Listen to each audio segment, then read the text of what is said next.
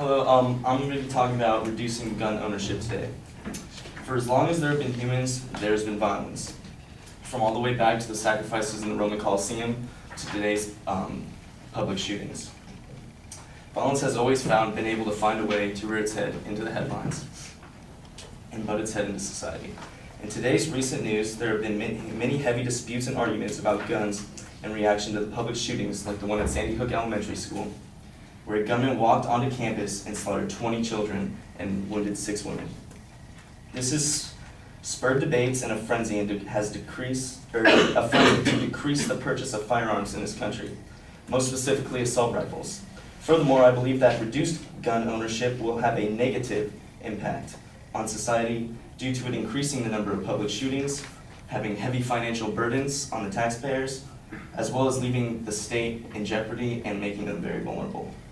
My first claim, as for the public shootings, in this country's short 257-year history, guns have existed in its entirety. It's a father-childhood pastime to medals being awarded for Boy Scout marksmanship. Unfortunately, just recently, more public shootings began to make headlines, starting with Charles Whiteman killing 16 people at the University of Texas, Austin on August 1st, 1966, according to a publication by usnews.com. Ironic enough, according to a timeline of laws passed in the United States by infoplease.com, the first gun law that restricted firearm sales to reduce the number of firearms owned in the United States was passed only 2 years later in 1968. Between then and 1990, only 7 school shootings occurred. But when one analyzes both timelines simultaneously, one can easily recognize the correlation between the overwhelming increase in shootings with the number of laws passed since 1968.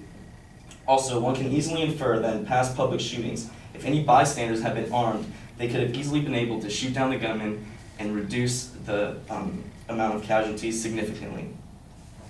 However, nobody has ever been armed, and the gunman was easily been able to pick out people like pigeons fleeing from a hunter. This is a problem that easily could have been prevented if only a few bystanders had been armed once again.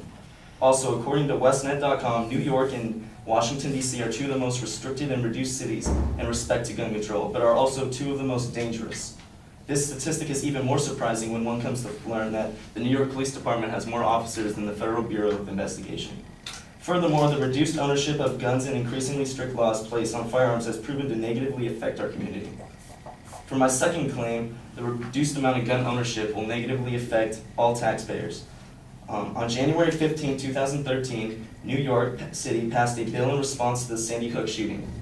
According to an article written by the Chief Attorney of New York, Chris Reinhardt, the bill expands and increases penalties for a number of crimes involving guns. This means 2 things: more police officers and more prisoners incarcerated by the state, which are both paid largely by the taxpayer.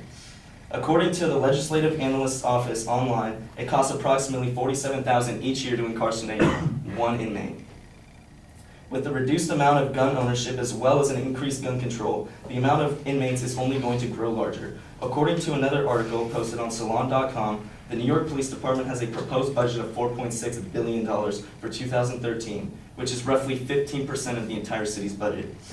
Moreover, with these heavy costs just to adhere to the repercussions that will result in a raise of taxes, which almost nobody agrees with the staggering rate that they're at today.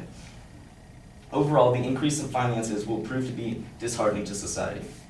For my third and final claim is that it will make society more vulnerable.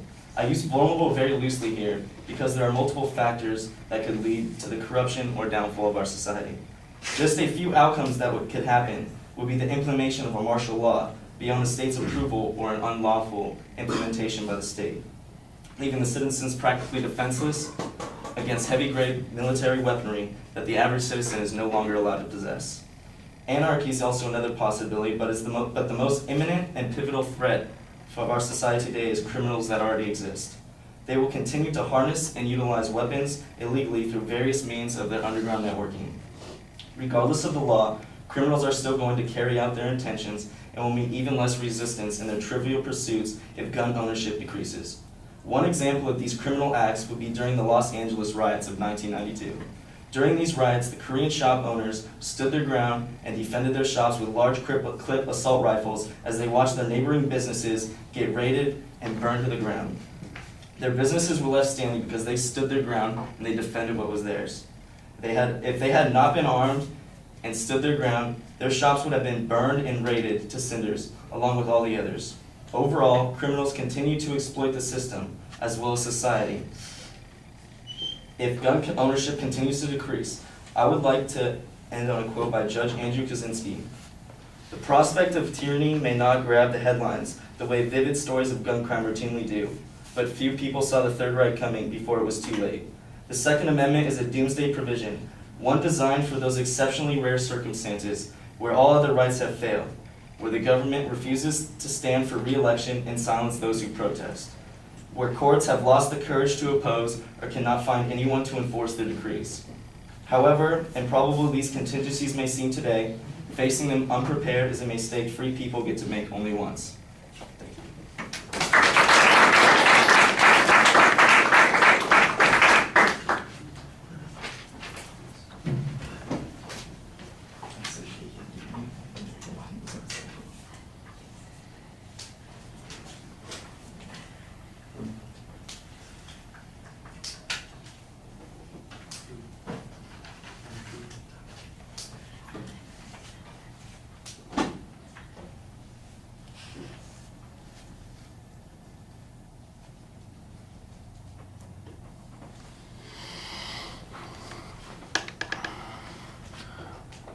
All right, Sean, you identify the topic but not the point of view with your attention device, and when you get to the proposition, I thought it was very confusing. The language that you have in that whole opening section is so abstract, it's not clear what you're saying until you're halfway through the first point of your argument. Now, once you get to the first, second, and third points of the argument, things start to clear up a little bit more, and by the time you're in the middle of the speech, I think we've got a pretty clear point of view, but I still think the secondary points are phrased, especially at the beginning of the speech, not like claims, but like long explanations or sentences that have convoluted pathways and cul-de-sacs that you end up in, and we're not sure where it is we are on any of these arguments. So you need to simplify the language, make clearer declarative sentences for your argument. If people are paying close enough attention, they'll figure out what the general inference is. Although on your first point, it sounds to me ultimately like you're making the inference that increasing gun laws increase crime because crime has gone up since we started passing gun laws. And I think that that's a strange correlation to be making and assuming that a relationship exists there. I think that you need to have a stronger argument on that. I'm not saying that there isn't an argument there. I'm saying the mere existence of the passage of laws as crime goes up doesn't necessarily mean that those gun laws had anything to do with creating the crime, and in fact it's probably the other relationship that's going on. They were put into place because of the crimes, just like the thing that you mentioned with Sandy Hook and everybody freaking out about these kinds of things. You're dependent on a lot of hypotheticals, especially in that first point. And on the third point, when you come up with a couple of examples, I do think that you ought to have some source citations on them. I remember the LA riots and watching those kinds of things, and I think there might have been a couple of examples that you're talking about, but I'm not sure that I would say that that was why those shops did not get burned, and you need to find somebody who's willing to say that that is in fact what the case was. I know that you got the information from someplace because you're too young to have remembered the LA riots. So, you know, you've done some research here and somebody has said this, but you're not quoting who they are. It sounds like you were summarizing somebody else's argument instead of quoting that expert and providing the evidence that they're using. And that's what you need to do to make your argument a little bit clearer. Like I said, there were a couple of source citations that were kind of ambiguous. I don't know what west.net.com is, or westnet.com. You cited Salon, and I don't think you had Huffington Post, but there are a couple of citations like that that are just websites, and you know, a website that's like citing the Dewey Decimal Code on a book. You know, that only tells me where it's located. It doesn't tell me who wrote it, who's responsible for the content there. You need to have something more than that. All right, thank you.